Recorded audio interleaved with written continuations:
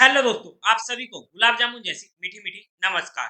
और उसी के साथ आप लोगों का स्वागत है आईपीओ के लव ट्रायंगल शो में। एक और एसएमई आईपीओ क्वालिटेक लैब्स लिमिटेड का आ रहा है, जो कल के दिन यानी कि 18 ऑफ जनवरी को ओपन होने वाला है। तो यहाँ पर हम इस वीडियो में इस कंपनी का पूरा कच्चा चिट्ठा खोलने वाले हैं, बेसिक से लेकर एडवांस तक।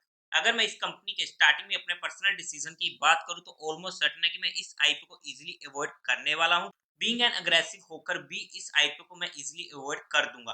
बट फाइनल डिसीजन नहीं है, बट ऑलमोस्ट सर्टेन है कि मैं इसे इजीली अवॉइड करने वाला हूं, क्योंकि ये आईपीओ मेरे रिस्क फैक्टर में नहीं बैठता है। और ऐसा क्यों है वो आप लोगों को इस वीडियो में आगे पता लग जाएगा। लेकिन आप लोगों का जो भी डिसीजन हो, एक बार इस वीडियो को देख लीजिएगा, समझ लीजिएगा और अपने माइंडसेट और इस फैक्टर के अकॉर्डिंग अपने फाइनेंशियल एडवाइजर से कंसल्ट करके कोई फाइनल डिसीजन बनाइएगा। बट जो भी मेरा फाइनल डिसीजन होगा वो मैं आप लोगों को या तो टेलीग्राम चैनल पर अपडेट कर दूंगा, टेलीग्राम चैनल का लिंक आपको डिस्क्रिप्शन में मिल जाएगा, या फिर हमारे दिल्ली के शो मार्केट का पैच पर ब्रेकअप में भी अपडेट कर दूंगा।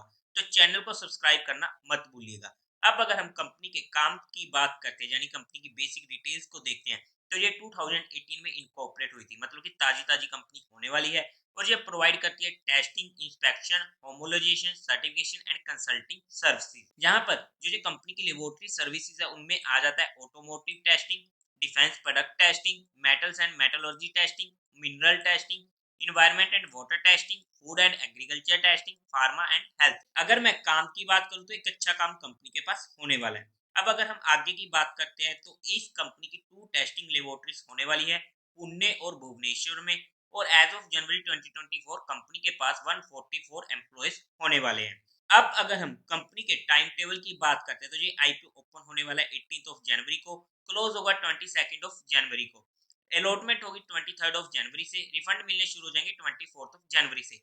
आपके अकाउंट में क्रेडिट हो जाएंगे शेयर 24 ऑफ जनवरी को, और इसकी टेंटेटिव लिस्टिंग डेट होने वाली है 25 ऑफ जनवरी। अब अगर हम कुछ और डिटेल्स की बात करते हैं तो फेस वैल्यू रहने वाली है 10 रुपीज पर शेयर की, प्राइस रहेगा 100 रुपीज पर शेयर का। 1200 शेयर्स का एक लॉट होने वाला है, जहां पर टोटल इशू साइज है 19.64 करोड़ का, जो पूरा का पूरा होने वाला है फ्रेश इशू। बीएससी के एसएमई पर ये आईपीओ लिस्ट होने वाला है। अब अगर हम इसके कोटा की बात करते हैं तो वहां पर 50% होगा रिटेल कैटेगरी में और 50% होगा एचएनआई कैटेगरी में। अगर हम आईपीओ के लॉट साइज की बात करते हैं, रिटेल कैटेगरी में एक लॉट 1200 शेयर्स का होने वाला है, जिसकी अमाउंट पड़ेगी 1,20,000 रुपीज की। एचएनआई में मिनिमम 2 लॉट्स के लिए अप्लाई करना पड़ेगा, जिसकी अमाउंट पड़ेगी 2,40,000 की। अगर हम प्रमोटर्स की बात करते हैं तो वहां पर आलोक Kumar Agarwal, Antaryami Nayak, Kamal Grover and TIC services private limited company के प्रमोटर होने वाले हैं। प्री इश्यू थी इनकी होल्डिंग 99.99% की, और पोस्ट इशू रह जाएगी 73.35% की। अभी तक हमें कंपनी में कोई भी दिक्कत देखने को नहीं मिली है। अब अगर हम कंपनी के मेन मुद्दे यानी कि कंपनी के फाइनेंशियल्स की बात करते हैं, तो वहां पर सबसे पहले टोटल एसेट 2021 में थे 14.59 करोड़ के, जो इंक्रीज होते होते 2023 में पहुंच चुके थे 39.55 करोड़ के। अगर हम पहले 6 मंथ में बात करते हैं 2024 फाइनेंशियल ईयर के, तो 44 करोड़ के, अच्छी ग्रोइंग रेट है। रेवेन्यू में बात करते हैं तो 6.37 करोड़ का 2021 में, जो नेक्स्ट ईयर डबल हो चुका था, और 2023 में पहुंच चुका था 19.35 करोड़। पहले 6 मंथ में 12.5 करोड़, अच्छी ग्रोइंग रेट है। प्रॉफिट आफ्टर टैक्स 46 लाख का प्रॉफिट था 2021 में, 2022 में पहुंच चुका था 1.13 करोड़ का, 2023 में पहुंचा था 2.96 करोड़ का, और पहले 6 मंथ में 2 करोड़ का प्रॉफिट। अगर हम प्रॉफिट आफ्टर टैक्स को देखते हैं तो वहां पर भी अच्छी ग्रोइंग रेट है। बट अगर हम इनके प्रॉफिट मार्जिन की बात करते हैं तो वो काफी ज्यादा कम देखने को मिल रहा है। अगर हम नेटवर्थ की बात करते हैं तो 11.87 करोड़ की हमें देखने को मिल रही है। रिजर्व एंड सरप्लस में 6.46 करोड़ के, और टोटल बोरिंग्स भी इनकी डबल हो चुकी है, जो ऑलमोस्ट ऑलमोस्ट 25 करोड़ तक पहुंच चुकी है। ओवरऑल मैं फाइनेंशियल की बात करूं तो ओके के फाइनेंशियल कोई इतनी मेजर दिक्कत नहीं है। मेजर दिक्कत थी मुझे यहाँ पर इनके प्रॉफिट मार्जिन जो काफी ज्यादा कम होने वाले हैं, और उसी के साथ साथ इनकी बोरिंग्स भी लगातार बढ़ती जा रही है। अब अगर हम कंपनी के ऑब्जेक्टिव की बात करते हैं तो इनको फंडिंग चाहिए, जहां पर ये प्लांट एंड मशीनरी को इंस्टॉल करना चाहती है for new and existing laboratories, और उसी के साथ साथ अपनी जो इनकी लेबोरेटरीज है उनको एक्सपेंड भी करना चाहती है। सेकेंड, रीपेमेंट करनी है इनको अपने अनसिक्योर्ड लोन्स की प्रमोटर्स को। थर्ड होने वाला है funding of working capital requirement, and fourth होने वाला है जनरल कॉर्पोरेट पर्पस। अब अगर हम बात करते हैं कंपनी के फंडामेंटल्स की, तो वहां पर 73.72 करोड़ का होने वाला है इसका मार्केट कैपिटलाइजेशन। ईपीएस 5.49 की, काफी ज्यादा कम है। पी 18.21 की, रिटर्न ऑन इक्विटी 50.49% की अच्छी है। रिटर्न ऑन कैपिटल एम्प्लॉयमेंट 13.76% की ओके ओके है।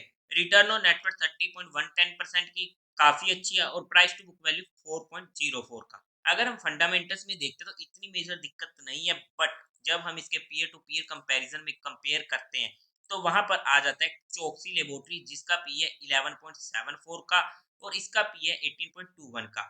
अगर मैं वैल्यूएशन वाइज कंपनी की बात करूं तो कंपनी जो हमसे डिमांड कर रही है वैल्यूएशन की, तो वहां पर काफी हैवी डिमांड करी है कंपनी ने और यहाँ पर इन्होंने हमारे लिए एक लिस्टिंग का स्कोप नहीं छोड़ा है, जिसकी वजह से मैं इस आईपीओ में इंटरेस्टेड नहीं हूँ। वैल्यूएशन एक मेजर कंसर्न था मेरे लिए इस आईपीओ में, जिसकी वजह से मेरा सारा का सारा इंटरेस्ट इस आईपीओ में खत्म हो चुका था। अगर हम इसके जीएमपी की बात करते हैं तो आज के टाइम पे इसका कोई भी काम नहीं हो रहा है फिलहाल के टाइम पे, बट आने वाले टाइम में देखते क्या इसका जीएमपी हमें अपडेट होते हुए देखने को मिलता है या नहीं मिलता। बट मैं अपना डिसीजन आप लोगों को बता चुका हूँ, क्योंकि मेजर नेगेटिव पॉइंट था इसका कंपनी का एक ही वैल्यूएशन, और वहां पर वैल्यूएशन इन्होंने ठीक ठाक या थोड़ी बहुत महंगी नहीं रखी है, काफी ज्यादा महंगी रखी है, जिसकी वजह से ये आईपीओ मेरे रिस्क फैक्टर से बाहर हो चुका था और मेरा डिसीजन वहां पर ऑलमोस्ट क्लियर हो चुका है। बाय द वे आप लोगों का जो भी डिसीजन हो एक बार अपने फाइनेंशियल एडवाइजर से कंसल्ट जरूर कर लीजिएगा। और उसी के साथ साथ अगर आप लोगों को म्यूचुअल फंड में या इंश्योरेंस सेगमेंट में कोई भी हेल्प चाहिए हो या आप लोग चाहते हो कि हम आपका पैसा मैनेज करने में आपकी हेल्प करें according to your risk, according to your goal, according to your needs, तो आपको डिस्क्रिप्शन में मेरा नंबर मिल जाएगा, आप मुझसे कांटेक्ट कर सकते हैं। आपकी क्वेरी को जल्दी से जल्दी सॉल्व कर दिया जाएगा। तो देवी और सज्जनों, उम्मीद है आप लोगों को ये वीडियो अच्छी लगी होगी, तो इस वीडियो को लाइक कीजिएगा, चैनल को सब्सक्राइब कीजिएगा। हर हर महादेव।